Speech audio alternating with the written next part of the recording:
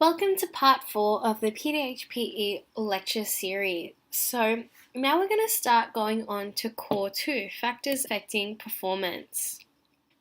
So we'll start off with the first focus question, and we're going to do that by going through a question from 2014, comparing two anaerobic energy systems. Now this question was worth 5 marks.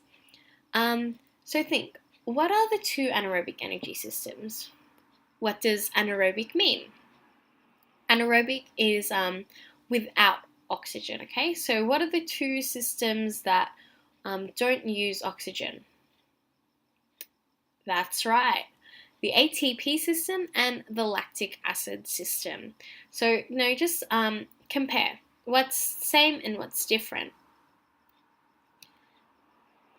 So the lactic acid system, also known as the ATP-PC system, utilizes readily available ATP, or adenosine triphosphate, and creatine phosphate as its fuel source, which lasts for 15 seconds, whereas the lactic acid system uses glucose in the blood and glycogen in the body. So glucose is when it's in the blood, and glycogen is a form of energy when it's stored.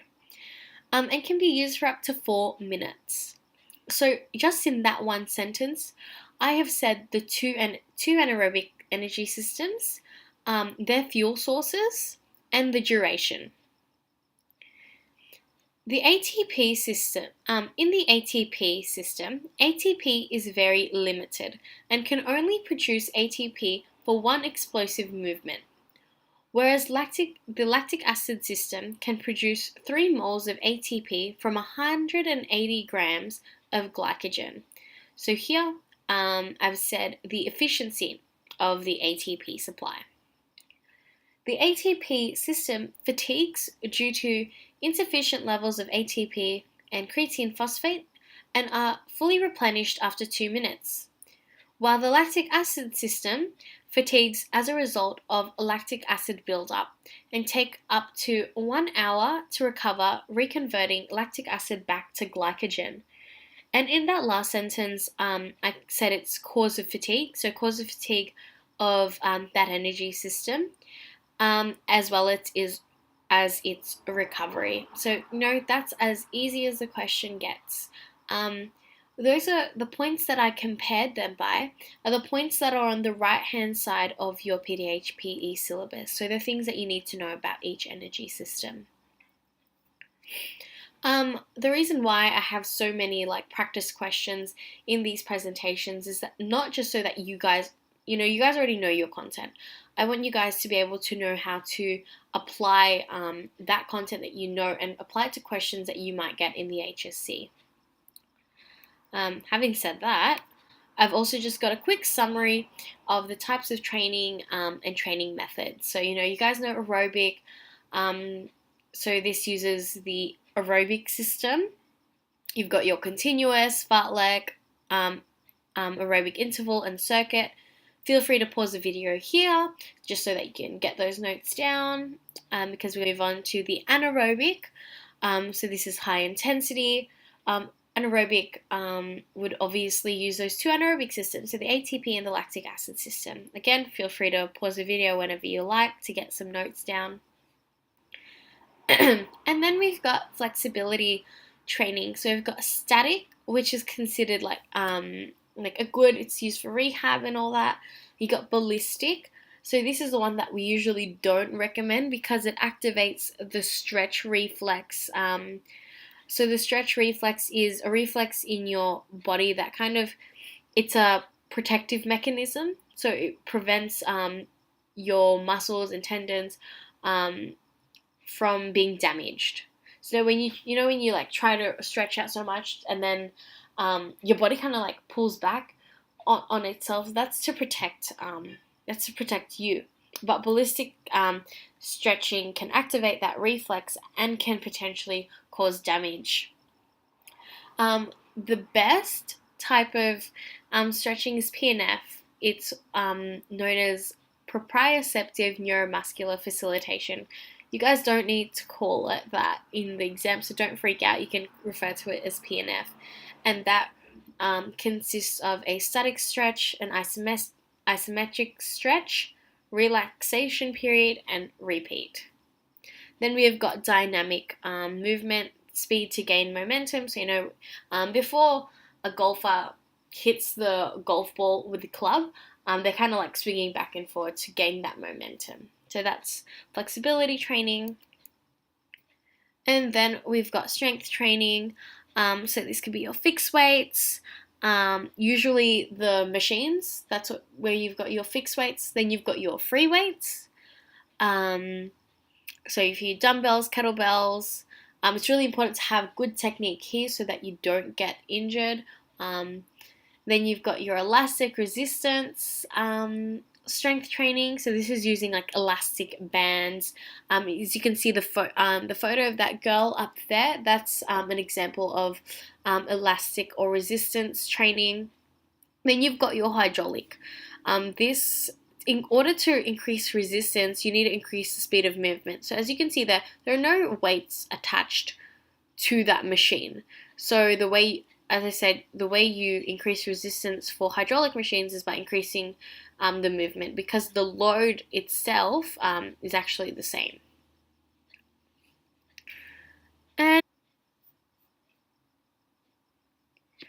so now we're going to move on to this question from 2012.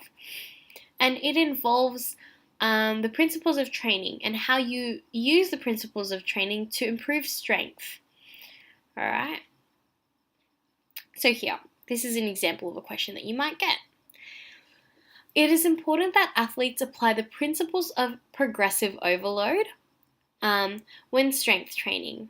Through this, athletes increase the training load, also known as the weight, although they must ensure that the load is not too large or too small in order to achieve optimal muscle hypertrophy.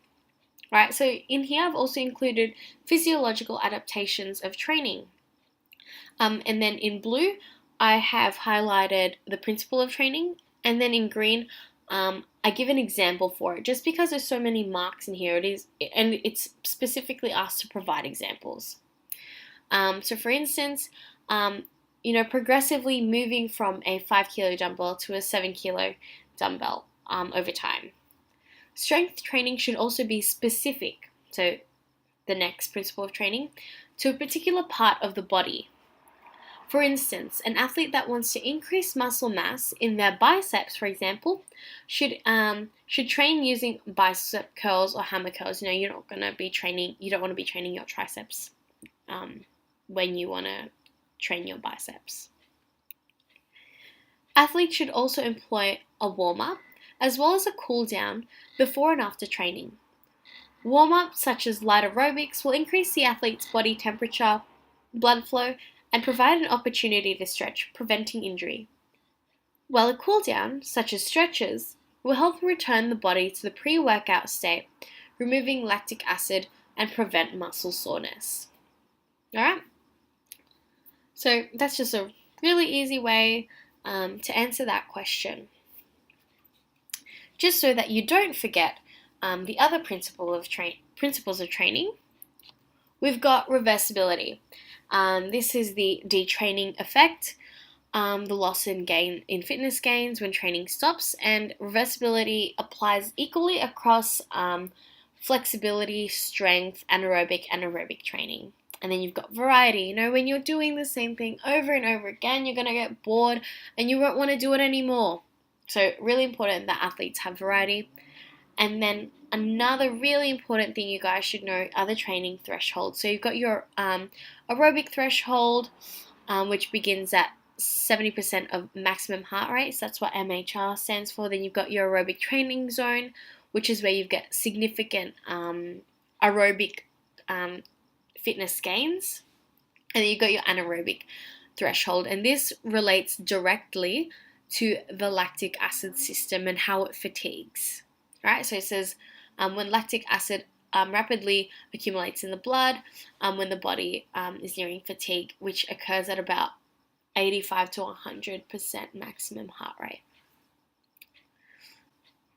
And then we've got a question from 2011, and I have ruined the answer for you. So the maximal cardiac output for a trained athlete is different from an untrained athlete because the trained athlete has a higher cardiac output due to a larger stroke volume. So it's also important to know the difference between the two. And from there, we can talk about the physiological adaptations in response to training. So you've got your resting heart rate. Out of all the physiological adaptations, it's the only one that goes down. That's how I always remembered it. So remember that. Resting heart rate goes down as you progressively improve your aerobic training. Then you've got your stroke volume. So this is the amount of blood that's pumped out by the heart's left ventricle. And the left ventricle is responsible for pumping out blood from the heart to the rest of the body. So your heart's got different chambers, and it's that last chamber before it goes into the systemic circulation, getting to all the different muscles of the body.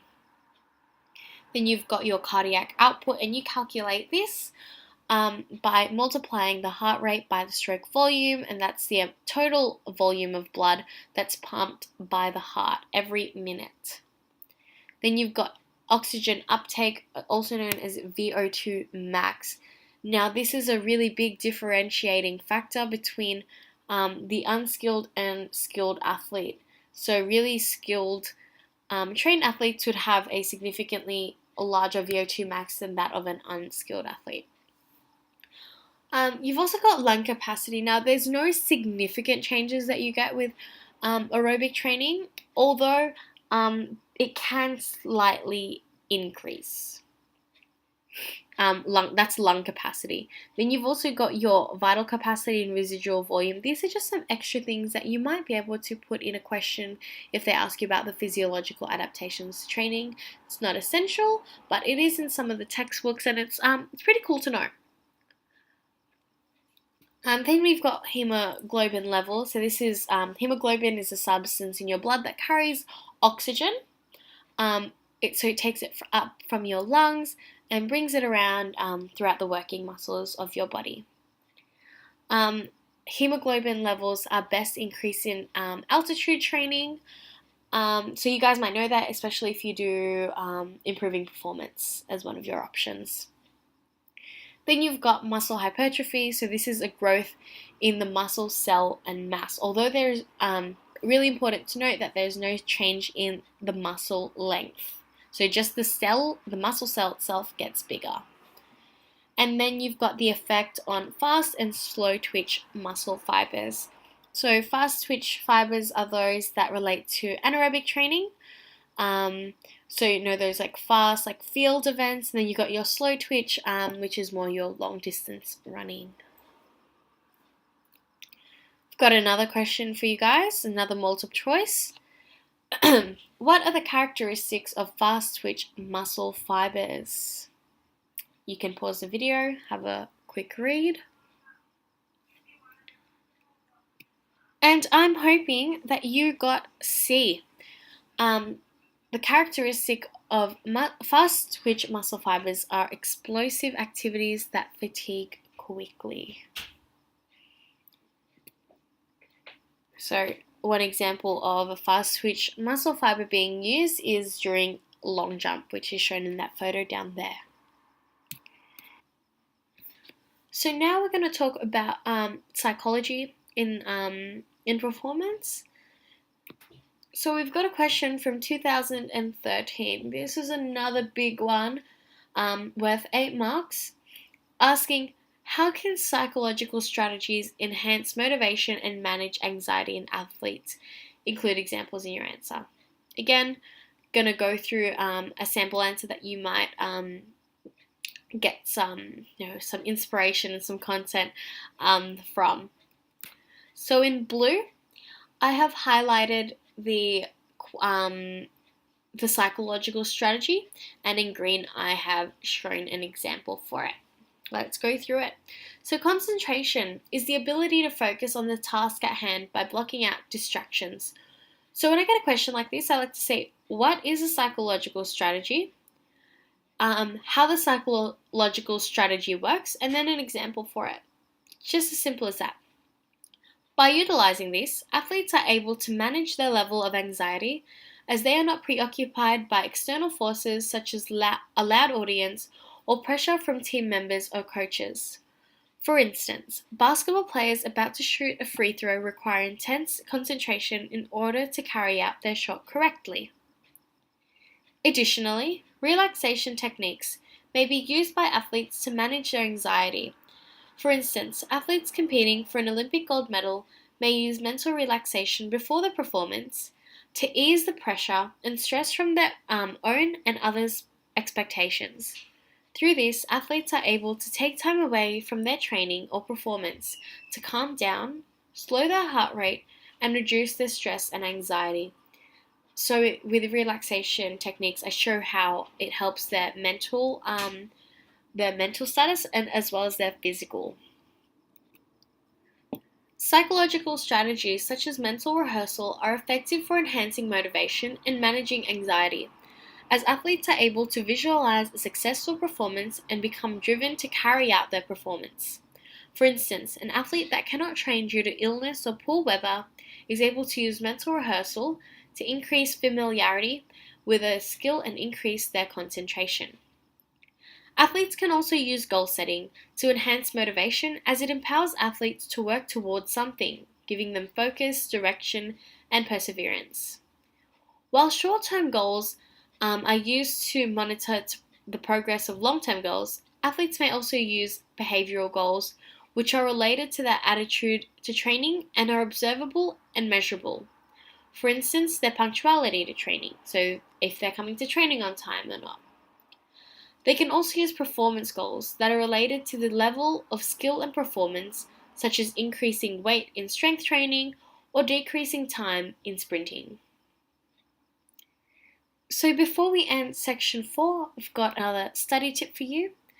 So when you're going through exam, don't rush through it. If you finish 30 minutes before, don't just sit there, and please, please, please do not leave the exam early. Read over your answers 3-4 times.